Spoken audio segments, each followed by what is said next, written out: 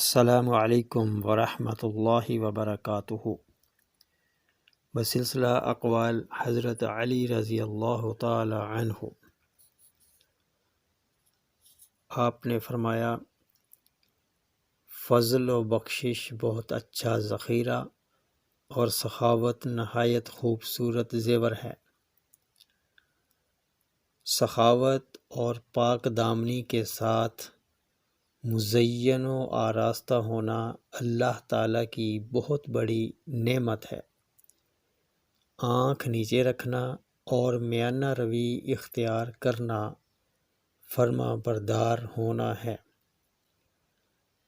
سخاوت کا اچھا ساتھی حیا ہے اور ایمان کا اچھا ساتھی رضا ہے۔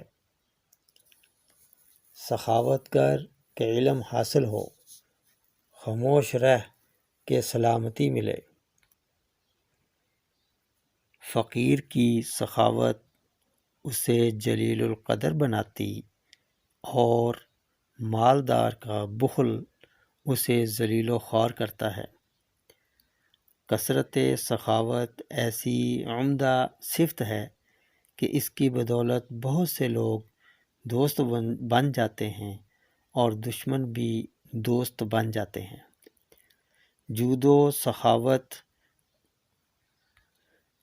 اختیار کر کہ سرداری پائے، اور مصائب میں صبر کر کہ ظفر اور کامیابی ہاتھ آئے۔ سب سے عمدہ سخاوت وہ ہے جو تنگ دستی کے وقت صادر ہو۔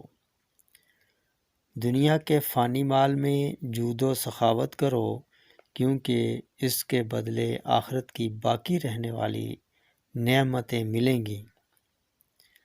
فرمایا، بہترین سخاوت یہ ہے کہ حقداروں کو ان کے حقوق پہنچائے جائیں، اور بدترین بخل یہ ہے کہ جو لوگ مال لینے کے مستحق ہوں ان سے مال کو روک لیا جائے۔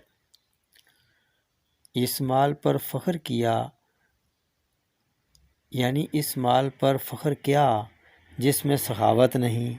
حسد اور کینہ ورگی کو زندگی سے کسی شخص کی زندگی زیادہ خراب نہیں۔ اپنے عیبوں کو سخاوت سے چھپاؤ کہ یہ عیبوں کے لیے پردہ ہے۔ سخاوت میں نفع اور نقصان دونوں باتوں کا احتمال ہوتا ہے۔ جس شخص کا نفس لوگوں کو مال دینے سے سخاوت کرتا ہے، وہ دنیا داروں کو اپنا غلام بنا لیتا ہے۔ جو لوگوں پر سخاوت نہیں کرتا اسے کوئی سراہتا نہیں، اور جو کئی جواں مردی کے کام نہیں کرتا اسے سرداری نہیں ملتی۔ حضرت علی رضی اللہ تعالی عنہ نے فرمایا، سخاوت کی خصلت پیدا کر اور فضول خرچی مت کر۔ ویڈیو پسند آئے تو لائک، شیئر اور سبسکرائب ضرور کیجیے۔